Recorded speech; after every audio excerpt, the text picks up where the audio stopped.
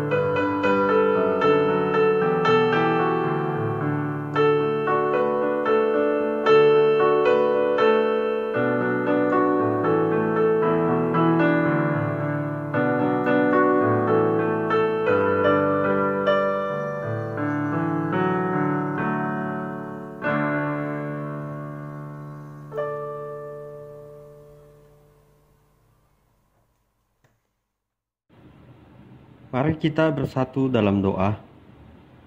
Terima kasih Bapa kami yang di sorga, yang tidak pernah lupa mengasihi dan menyertai kami sepanjang waktu.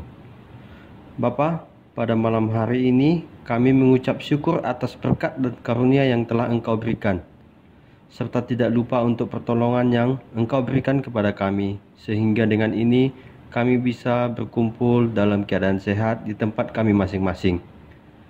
Kami sadar tidak dapat mengungkapkan betapa besar kasih yang telah Tuhan berikan kepada kami, selain hanya melalui pujian dan penyembahan yang bisa kami berikan sesaat lagi pada malam hari ini.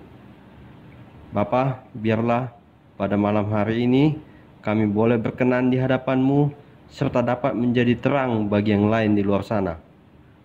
Bapa, berkatilah seluruh pelayan yang membantu melayani ibadah pada malam hari ini. Biarlah ibadah yang kami lakukan ini boleh berjalan dengan lancar, sehingga tidak ada halangan mulai dari awal hingga akhir acara. Serta biarlah Roh Kudus yang memimpin kami untuk beribadah sesuai dengan kehendak-Mu. Tidak lupa kami mohon sertailah dan bimbinglah kami selalu Tuhan, agar kami tetap dapat menjalankan kewajiban kami setiap hari dengan baik. Bagi saudara-saudara kami yang masih belum dapat bergabung dengan kami saat ini, sertailah mereka dan berkatilah kami semua. Dalam nama Tuhan Yesus Kristus yang menjadi juru selamat kami yang hidup, kami ingin memulai ibadah keluarga malam ini. Haleluya. Amin. Pujian kepada Allah. Mazmur 33 ayat 1 sampai ayat 9. Bersorak-sorailah hai orang-orang benar dalam Tuhan. Sebab memuji-muji itu layak bagi orang-orang jujur. Bersyukurlah kepada Tuhan dengan kecapi. Bermazmurlah baginya dengan gambus 10 tali. Nyanyikanlah baginya nyanyian baru. Petiklah kecapi baik-baik dengan sorak-sorai. Sebab firman Tuhan itu benar. Segala sesuatu dikerjakannya dengan kesetiaan. Ia senang kepada keadilan dan hukum. Bumi penuh dengan kasih setia Tuhan. Oleh firman Tuhan, langit telah dijadikan. Oleh nafas dari mulutnya, segala tentaranya. Ia mengumpulkan air laut seperti dalam bendungan. Ia menaruh samudra raya ke dalam wadah. Biarlah segenap bumi takut kepada Tuhan. Biarlah semua penduduk dunia gentar terhadap Dia. Sebab Dia berfirman, maka semuanya jadi. Dia memberi perintah, maka semuanya ada. Kita bernyanyi dari Gita Bakti 55 ayat 1. Taburkan firman-Mu, ya Tuhan.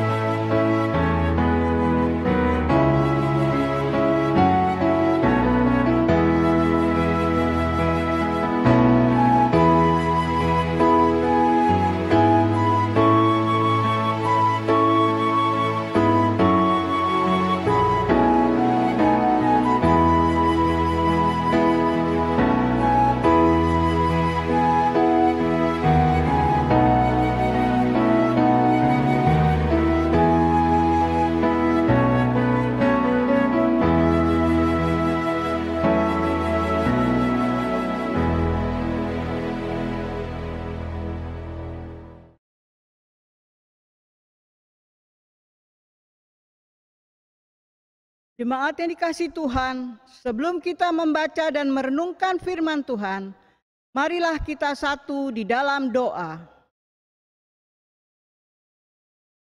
Segala puji, hormat, dan syukur bagi-Mu Bapa. Terima kasih Tuhan untuk kasih dan penyertaan Tuhan sampai saat ini, di mana kami kembali dapat beribadah pada malam hari ini. Berilah kami hikmat, agar hamba-Mu yang akan menyampaikan firman kebenaran-Mu maupun jemaat yang mendengarkannya dapat mengerti dan melakukannya dalam kehidupan kami setiap hari. Di dalam nama Tuhan Yesus kami berdoa. Amin.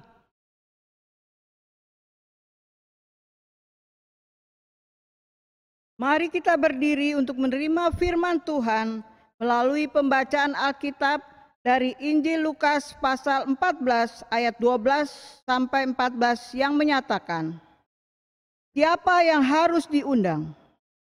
Dan Yesus berkata juga kepada orang yang mengundang dia, apabila engkau mengadakan perjamuan siang atau perjamuan malam, janganlah engkau mengundang sahabat-sahabatmu atau saudara-saudaramu atau kaum keluargamu, atau tetangga-tetanggamu yang kaya, karena mereka akan membalasnya dengan mengundang engkau pula, dan dengan demikian engkau mendapat balasnya. Tetapi apabila engkau mengadakan perjamuan, undanglah orang-orang miskin, orang-orang cacat, orang-orang lumpuh, dan orang-orang buta. Dan engkau akan berbahagia, karena mereka tidak mempunyai apa-apa untuk membalasnya kepadamu. Sebab engkau akan mendapat balasnya pada hari kebangkitan orang-orang benar.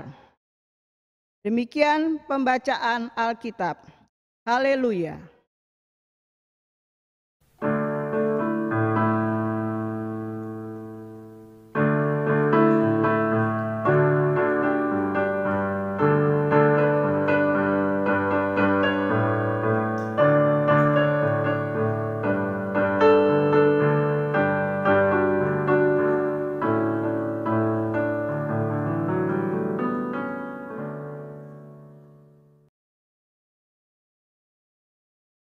Perikop bacaan dari pembacaan Alkitab malam hari ini sebelumnya, di mana Tuhan Yesus diundang makan bersama oleh seorang Farisi dalam sebuah pesta jamuan. Tuhan Yesus melihat dan menyaksikan banyak tamu yang berebutan untuk duduk di tempat terhormat dengan cara mengambil tempat paling depan. Itulah sebabnya Tuhan Yesus mengajar para murid tentang kenyataan ini dan menyampaikan inti pengajarannya di ayat 11, di mana dikatakan barang siapa meninggikan diri akan direndahkan, dan barang siapa merendahkan diri akan ditinggikan. Tuhan Yesus menasihati orang-orang untuk tidak terburu-buru mencari tempat terbaik di sebuah pesta. Orang-orang saat ini sama bersemangatnya untuk meningkatkan status sosial mereka, baik dengan bergaul dengan orang yang tepat, berpenampilan berpakaian untuk kelihatan sukses. Untuk siapa kita coba terlihat mengesankan itu? Mungkin hanya mengejar gengsi. Carilah tempat di mana kita bisa mengabdi, dan jika Tuhan ingin kita melayani dalam skala yang lebih besar, lebih luas lagi, Tuhan Yesus akan mengundang kita untuk mengambil tempat yang lebih tinggi. Seperti dikatakan tadi, barang siapa merendahkan diri akan ditinggikan. Bagaimana kita dapat merendahkan diri?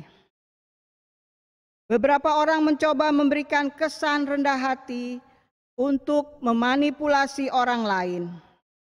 Yang lain berpikir bahwa kerendahan hati berarti merendahkan diri. Orang yang benar-benar rendah hati membandingkan diri mereka hanya dengan Kristus, menyadari keberdosaan mereka, dan memahami kepalsuan diri mereka. Di sisi lain, mereka juga mengenali karunia dan kekuatan mereka dan bersedia menggunakannya seperti yang Kristus arahkan. Kerendahan hati bukanlah merendahkan diri sendiri. Itu adalah penilaian dan komitmen yang realistis untuk melayani.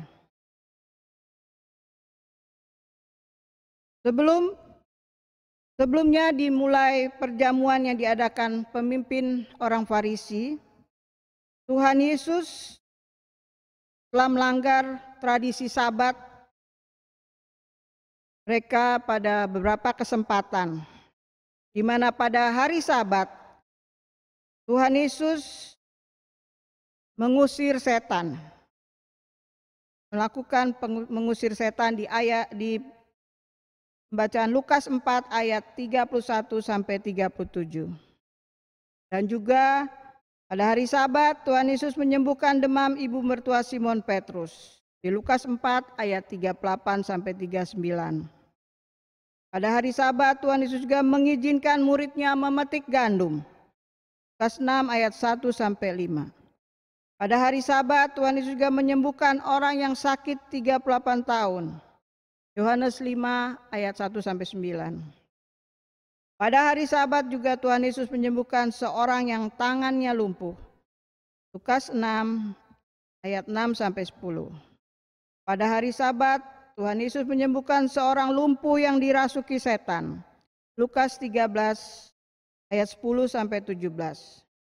Pada hari Sabat juga Tuhan Yesus menyembuhkan seorang buta sejak lahir. Di Yohanes 9.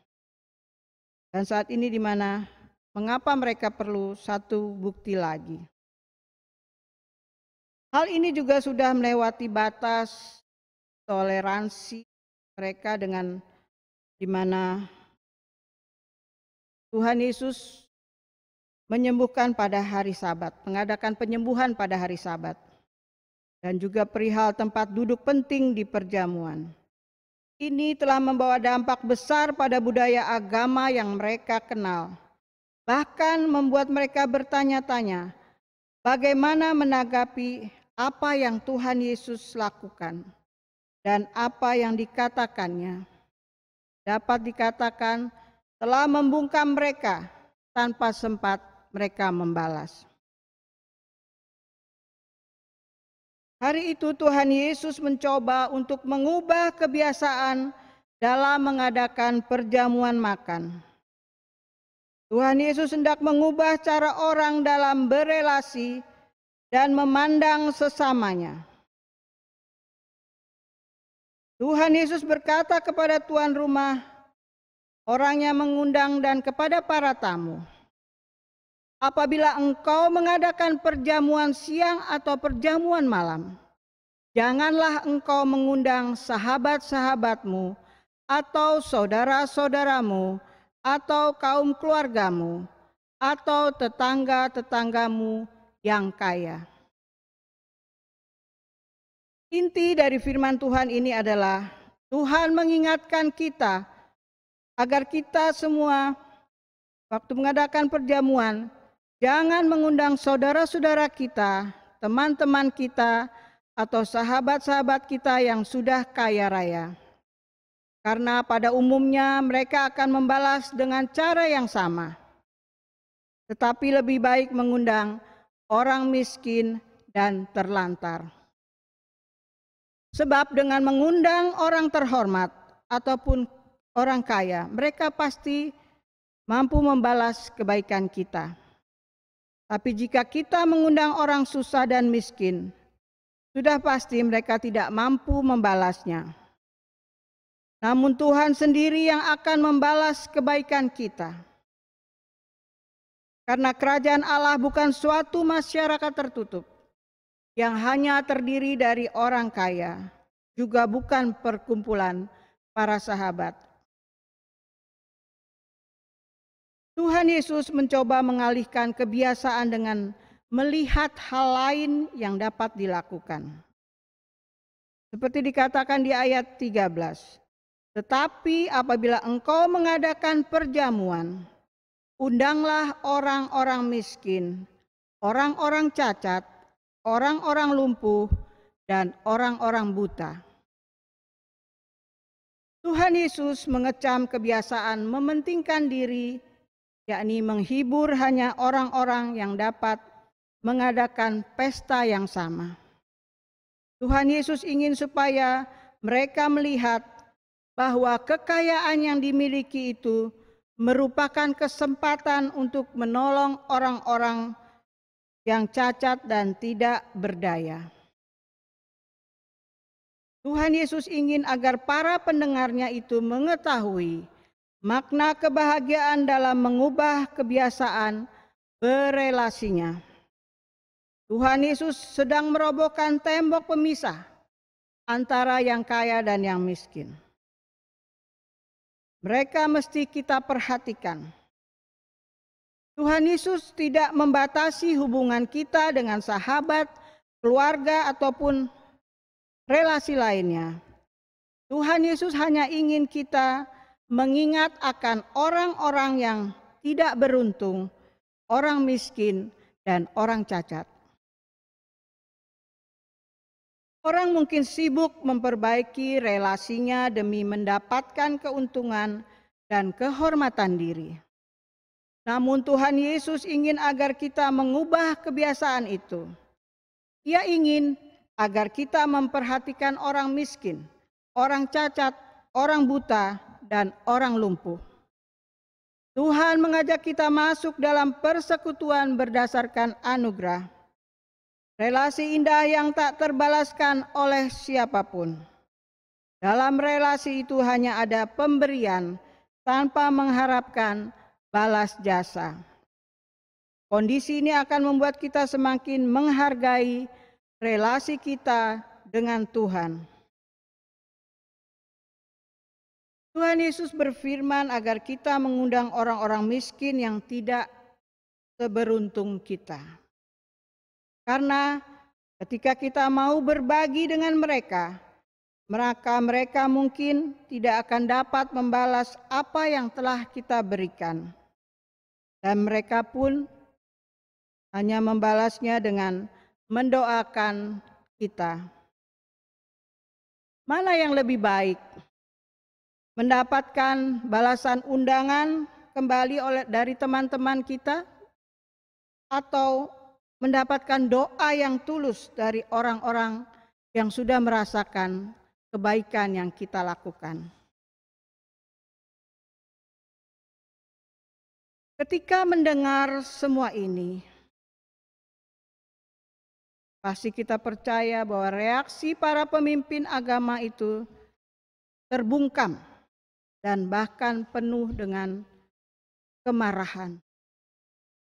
Bagaimana mereka bisa setuju bahwa orang-orang yang ditinggalkan dan dipinggirkan dalam masyarakat itu dipandang layak terdaftar dalam daftar undangan. Di sisi lain, kalimat ini juga menyingkapkan muka asli mereka yang sebenarnya.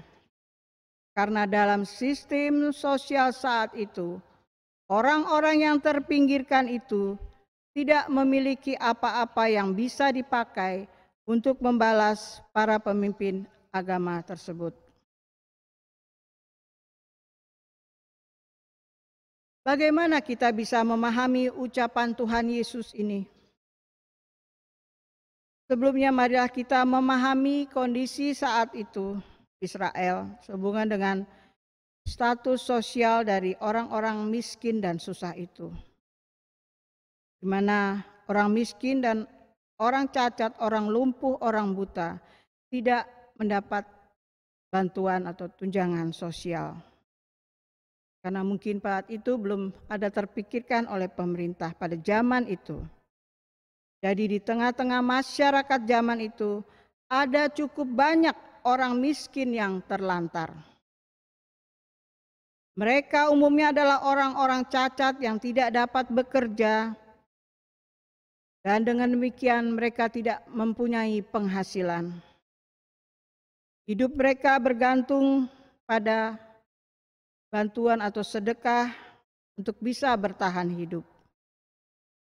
Dan Tuhan Yesus pada zaman itu berkata, undanglah orang-orang miskin. Mengapa? Karena mereka tidak akan mampu untuk membalas menjamu kita. Lalu apa keuntungannya bagi kita dengan mengundang orang-orang yang tidak mampu membalas jamuan kita? Banyak orang berpikir bahwa seharusnya yang kita undang adalah orang atau mereka yang mampu untuk membalas kembali jamuan kita. Tapi kita melihat begitulah cara Allah berpikir bertentangan dengan cara manusia berpikir. Sebenarnya yang Tuhan inginkan adalah kita memiliki kepedulian sosial dan kepekaan terhadap orang-orang yang tidak seberuntung kita. Jangan memberi dengan mengharapkan balasannya. Jangan juga memberi dengan maksud lain di belakang kita. Seperti untuk pencitraan kita di depan orang yang kita beri.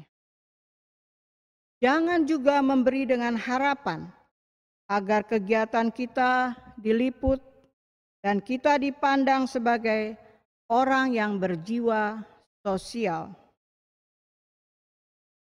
Jika demikian, sesungguhnya ayat yang di atas itu tidak berlaku lagi bagi kita. Karena kita sudah mendapatkan balasannya,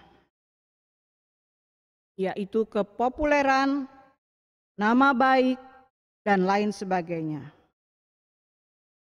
Justru ketika kita memberi dengan tulus ikhlas, tanpa menyebut nama kita, tanpa publikasi yang berlebihan, dan lain sebagainya,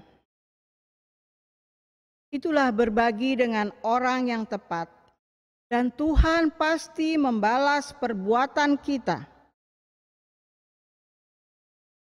Jangan juga kita memberi dari hasil yang tidak benar, dari hasil korupsi atau mencuri. Karena hal itu juga tidak akan berkenan kepada Tuhan.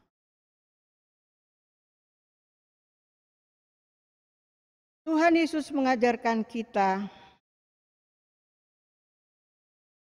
yang pertama bahwa Tuhan Yesus berbicara kepada para tamu, memberitahu mereka untuk tidak mencari tempat terhormat. Karena pelayanan lebih penting dalam kerajaan Allah daripada status. Tuhan tidak terkesan dengan status kita dalam masyarakat ataupun dalam gereja. Tuhan tidak terpengaruh oleh apa yang orang katakan atau pikirkan tentang kita. Karena Tuhan melihat pikiran dan motif hati kita. Tulis dari 1 Samuel 16 ayat 7. Tuhan merendahkan orang yang sombong dan meninggikan orang yang rendah hati. Yakobus 4 ayat 6. Kerendahan hati adalah anugerah mendasar dalam hidup orang Kristen, namun sulit untuk dipahami. Yesus adalah contoh terbesar dari kerendahan hati. Sebaiknya kita minta Roh Kudus untuk memungkinkan kita meneladani, meniru kehidupan Tuhan Yesus. Di Filipi 2 ayat 1-11. Tuhan Yesus mengatakan kepada tuan rumah untuk tidak menutup diri tentang siapa yang untuk mereka undang. Karena Tuhan Yesus membuka kerajaannya untuk semua orang. Tuhan Yesus berkata, jika kamu mengundang seseorang, tanyakanlah pada dirimu sendiri, apa yang engkau inginkan? Apakah engkau mengundangnya supaya nanti ia mengundangmu juga sebagai balasannya? Dengan cara berpikir seperti itu, kita sudah mendapatkan upah. Upah untuk kita langsung lunas terbayar. Akan tetapi, jika kita melakukan kebaikan kepada orang-orang yang tidak mampu membalas kebaikan kita, maka akan muncul suatu ketidakseimbangan. Kita memberi sesuatu dan tidak mendapatkan balasan langsung. Allah adalah Allah yang adil, dan Ia akan bertindak untuk mengembalikan keseimbangan itu. Dengan demikian, Allah lah yang akan membalas perbuatan baik yang sudah kita lakukan itu. Dari bacaan firman Tuhan pada malam hari ini, ada beberapa hal yang perlu kita renungkan dan terapkan dalam kehidupan kita sehari-hari, yaitu apabila kita mengerjakan suatu kebaikan kepada orang lain, apakah motivasi di balik perbuatan kita ini? Banyak orang melakukan kebaikan agar beroleh kebaikan pula dari orang lain. Itu sungguh manusiawi dan wajar. Namun sebagai orang percaya, kita diajarkan bahwa perlu cara pandang ini kita naikkan ke level yang lebih tinggi, lebih mulia, sesuai kemauan Tuhan. Apakah yang Tuhan mau itu? Kita harus berbuat baik kepada semua orang, walaupun kita tahu bahwa kelak nanti kita tidak memperoleh balasan setimpal dari orang itu. Motivasi kebaikan yang kita buat harusnya menjadi kesaksian iman kita, sehingga tidak harus beroleh balasan baik juga dari orang lain. Itulah yang dituntut dari Tuhan untuk kita kerjakan. Apakah keuntungan dari kita mengerjakan kebaikan tanpa berharap balasan dari orang lain? Jawabnya adalah Tuhan sendirilah yang akan membalas kebaikan itu. Ini memberikan suatu hal yang lebih sukacita, sebab bukan manusia yang membalas kebaikan kita, namun Tuhan sendiri yang turun tangan untuk membalas semua perbuatan mulia itu. Berbagilah dengan orang lain.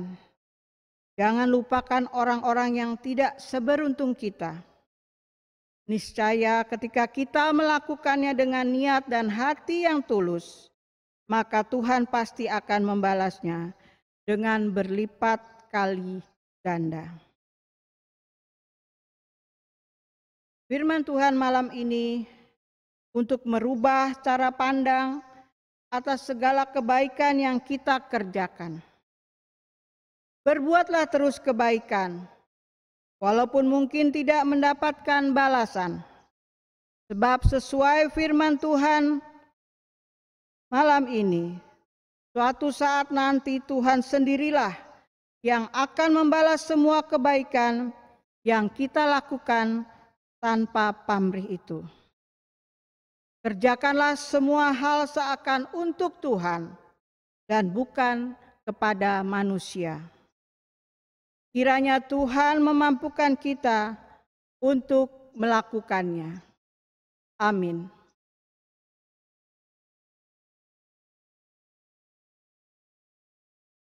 Kita bernyanyi dari Gita Bakti 261 ayat 1. Aku insan yang lemah.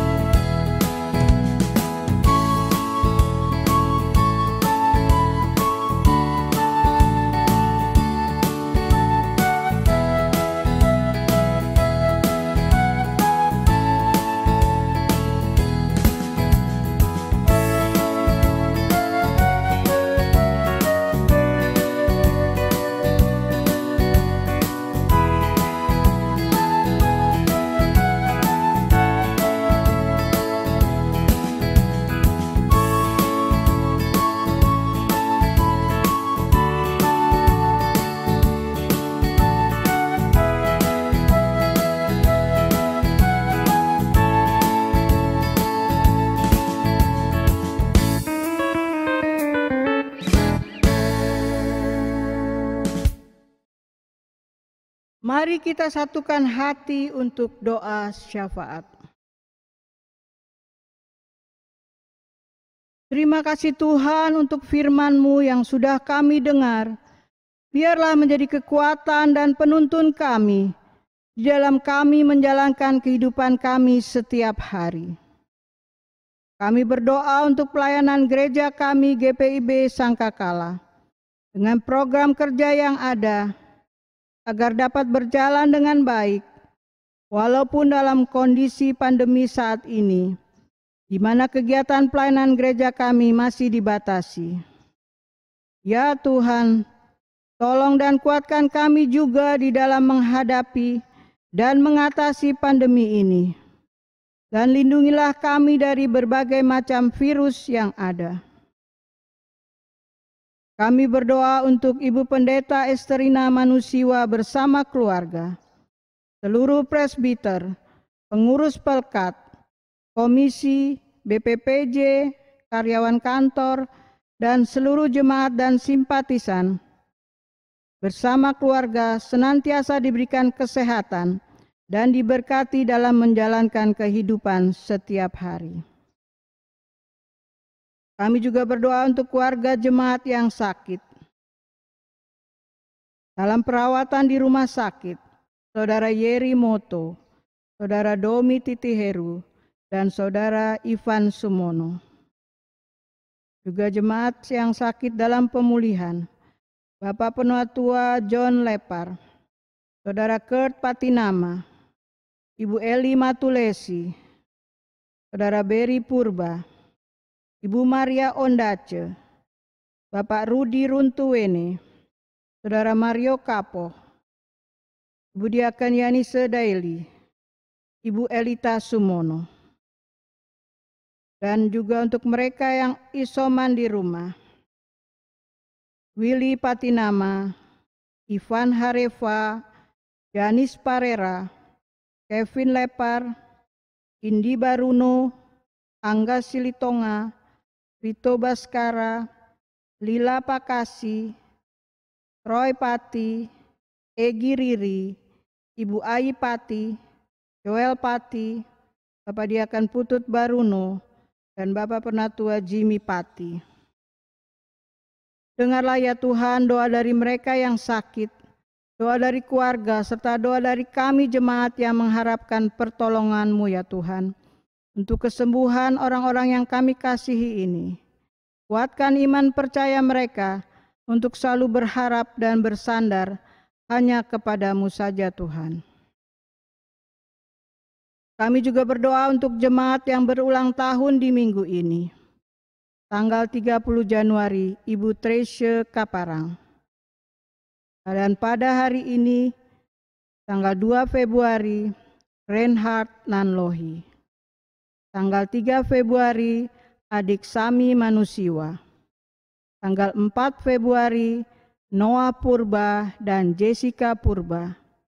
Tanggal 5 Februari, Saudari Tamara Siahaan. Dan yang berulang tahun perkawinan tanggal 30 Januari, keluarga Bapak Roni Hutajulu. Kiranya Tuhan memberikan mereka semua kesehatan dan berkat melimpah. Kami juga berdoa untuk bangsa dan negara kami Indonesia. Ya Tuhan, tolonglah para pemimpin bangsa kami, dari tingkat tertinggi, Bapak Presiden, Wakil Presiden, sampai tingkat RW/RT, ke para menteri, dan juga TNI dan Polri, untuk dapat memimpin bangsa ini dengan takut akan Tuhan, agar memberikan keamanan dan kesejahteraan bagi seluruh rakyat. Dan berikanlah kepada mereka semua kesehatan dan berkat dalam menjalankan tugas-tugasnya, khususnya di dalam masa pandemi ini. Dengarlah doa kami ya Tuhan yang jauh daripada sempurna. Kami naikkan doa ini hanya dalam satu nama Tuhan Yesus yang hidup, yang sudah mengajar kami berdoa bersama. Bapa kami yang di surga, dikuduskanlah namamu, datanglah kerajaanmu, jadilah kehendak-Mu di bumi seperti di surga. Berikanlah kami pada hari ini makanan kami yang secukupnya, dan ampunilah kami akan kesalahan kami, seperti kami juga mengampuni orang yang bersalah kepada kami. Dan janganlah membawa kami dalam pencobaan, tetapi lepaskanlah kami daripada yang jahat.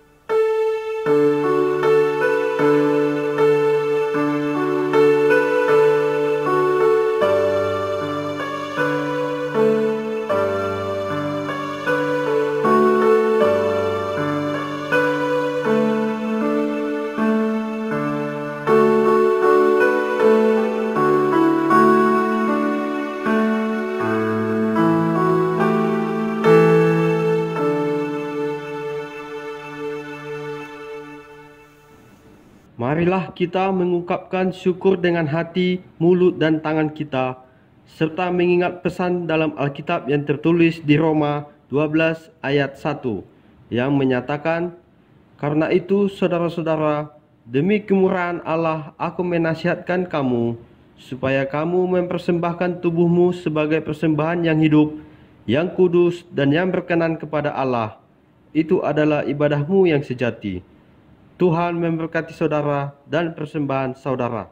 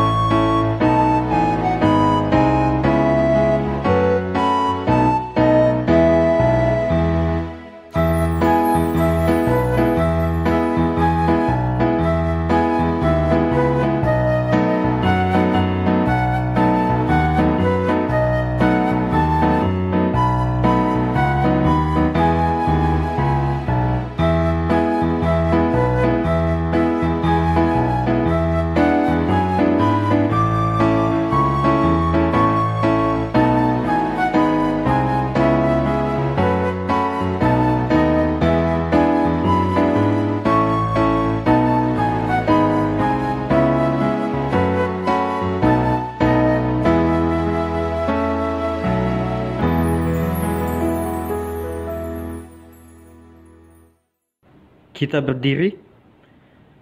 Ya Tuhan Allah, Engkau adalah sumber dari segala yang baik dan indah dalam kehidupan kami. Kini kami telah menyerahkan ungkapan syukur kami.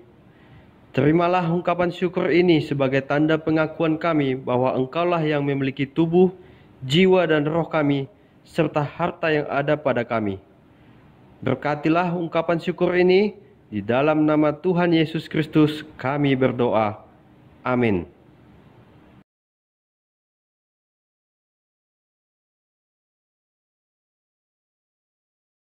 Marilah kita berdiri. Kembalilah dalam kehidupanmu dan ingatlah selalu bahwa kepada setiap kita Tuhan memanggil dan mengutus kita sebagai gerejanya untuk menghadirkan tanda-tanda kerajaan Allah melalui pelayanan dan kesaksian di tengah-tengah dunia. Kita bernyanyi Gita Bakti 278 ayat 1. Hai umat Tuhan, celikkanlah.